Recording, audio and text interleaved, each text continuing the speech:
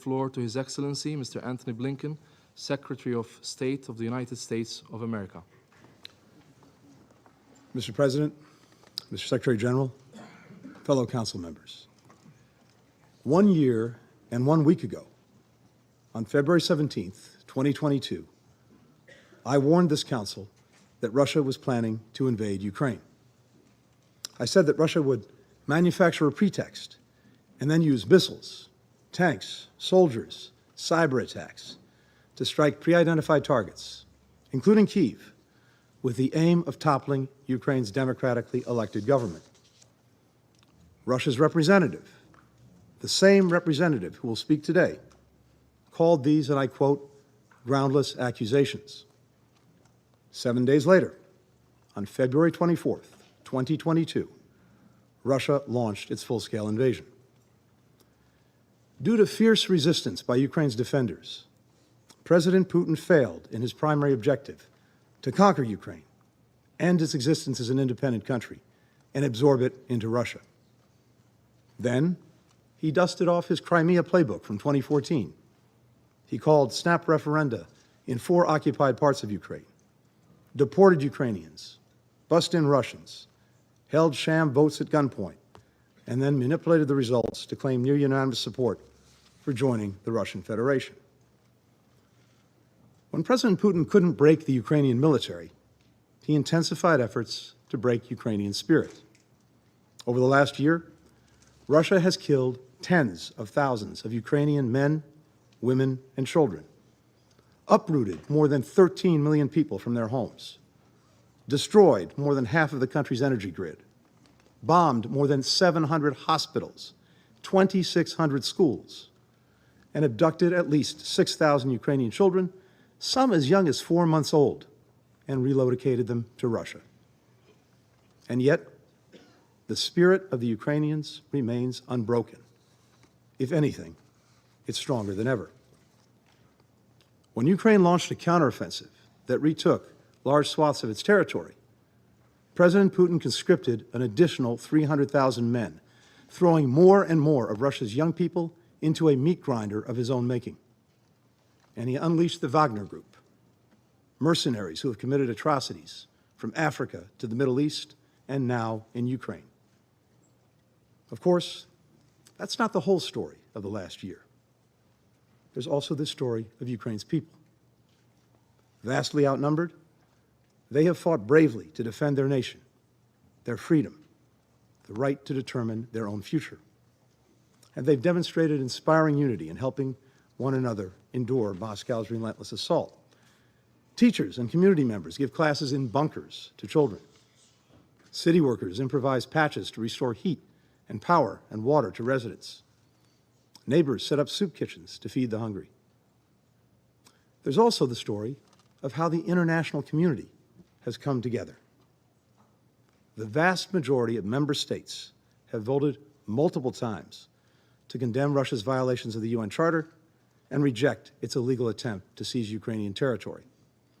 Yesterday, 141 countries voted in the General Assembly for a resolution that reaffirms the core principles of sovereignty and territorial integrity, denounces Russia's atrocities, expresses support for a just and comprehensive peace in accordance with the United Nations Charter. When President Putin tried to weaponize hunger, exploiting the worst global food crisis since the creation of the UN, the international community responded swiftly. Since the United States chaired a food security meeting last May, more than 100 countries have signed on to a set of concrete commitments to alleviate hunger. Thanks in large part to the Secretary General, Guterres, and Turkey, the Black Sea Grain Initiative loosened Russia's stranglehold on Ukraine's ports and brought down the cost of grain for the world. Now, as Moscow again tries to throttle its output, we have to ensure that that initiative is extended and expanded. When President Putin tried to weaponize energy, we redirected natural gas supplies from across the world so that countries Russia targeted could keep their people warm in the winter. And Europe took extraordinary steps to end its dependence on Russian energy. No country has endured greater hardship from Russia's war than Ukraine, but almost every country has felt the pain. And yet, nations around the world continue to stand with Ukraine because we all recognize that if we abandon Ukraine, we abandon the UN Charter itself and the principles and rules that make all countries safer and more secure. No seizing land by force. No erasing another country's borders. No targeting civilians in war. No wars of aggression. If we do not defend these basic principles, we invite a world in which might makes right, the strong dominate the weak. That's the world this body was created to end. And members of this council have a unique responsibility to make sure that we do not return to it. We can do that in three ways. First, we must push for a just and durable peace. Now, I expect that many countries will call for peace today. No one wants peace more than the Ukrainian people. And the United States has long made clear, even before this war, that we're prepared to engage in any meaningful diplomatic effort to stop Russia's aggression against Ukraine. But history teaches us that it's the nature of peace that matters.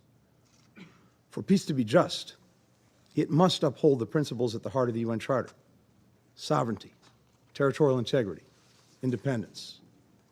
For peace to be durable, it must ensure that Russia can't simply rest, rearm, and relaunch the war in a few months or a few years. Any peace that legitimizes Russia's seizure of land by force will weaken the Charter and send a message to would-be aggressors everywhere that they can invade countries and get away with it. President Zelensky has put forward a 10-point plan for a just and durable peace. President Putin, by contrast, has made clear that there's nothing to talk about until Ukraine accepts, and I quote, the new territorial realities, while doubling down on his brutal tactics. Members of this council have a fundamental responsibility to ensure that any peace is just and durable. Council members should not be fooled by calls for a temporary or unconditional ceasefire. Russia will use any pause in fighting to consolidate control over the territory it's illegally seized and replenish its forces for further attacks. That's what happened when Russia's first assault on Ukraine froze in 2015. Look at what followed. And members of this council should not fall into the false equivalency of calling on both sides to stop fighting or calling on other nations to stop supporting Ukraine in the name of peace. No member of this council should call for peace while supporting Russia's war on Ukraine and on the UN Charter. In this war, there is an aggressor and there is a victim. Russia fights for conquest. Ukraine fights for its freedom. If Russia stops fighting and leaves Ukraine, the war ends. If Ukraine stops fighting, Ukraine ends. The fact remains, one man, Vladimir Putin, started this war. One man can end it.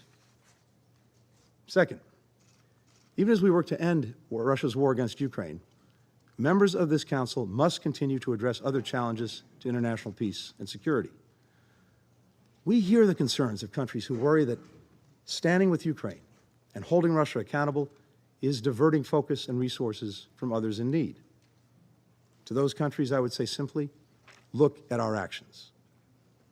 And when you hear Russia and its defenders accuse the countries who support Ukraine of ignoring the rest of the world, I say, look at Moscow's actions. Compare the numbers. In addition to the $13.5 billion in food aid that the United States contributed to fight hunger over the last year, we also fund more than 40% of the World Food Programme's budget. Russia contributes less than 1% of that budget. That's not an outlier. Based on the latest UN figures, the United States donates over 9 times as much as Russia to UN peacekeeping. We donate 390 times as much as Russia to UNICEF. We give nearly 1,000 times as much as Russia to the UN Refugee Agency. Third, we must reaffirm our commitment to upholding what the UN Charter calls, and I quote, the dignity and worth of the human person. We must continue to compile evidence of Russia's ongoing and widespread atrocities, including executions, torture, rape and sexual violence, the deportation of thousands of Ukrainian civilians to Russia. We must continue to document Russia's war crimes and crimes against humanity and share this evidence with investigators and prosecutors so that one day the perpetrators can be held accountable. Day after day of Russia's atrocities, it's easy to become numb to the horror, to lose our ability to feel shock and outrage. But we can never let the crimes Russia's committing become our new normal. Bucha is not normal. Mariupol is not normal. Irpin is not normal. Bombing schools and hospitals and apartment buildings to rubble is not normal. Stealing Ukrainian children from their families and giving them to people in Russia is not normal. We must not let President Putin's callous indifference to human life become our own. We must force ourselves to remember that behind every atrocity in this wretched war, in conflicts around the world, is a human being.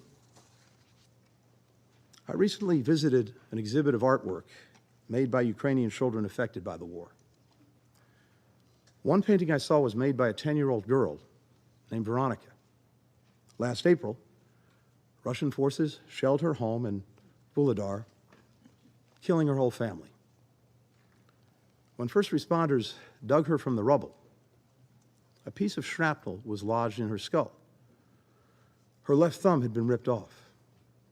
Doctors saved her life, but the attack left her right hand mostly paralyzed, and she can't see out of her left eye.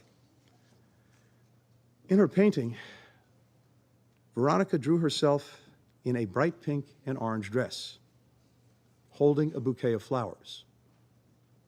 A building stands next to her. When asked who lived there, she said it was a place where all the people she knew who had been killed in the war could be safe. We, the peoples of the United Nations, determined to save succeeding generations from the scourge of war. That's how the UN Charter begins. Fellow members of this Council, now is the time to meet that promise. There are so many people in Ukraine who want the same thing as that little girl, Veronica. A world where they can live in peace, in their own country, and keep the people they love safe. We have the power. We have the responsibility to create that world today and for generations to come. We cannot, we will not let one country destroy it. Thank you. I thank His Excellency, Mr. Blinken.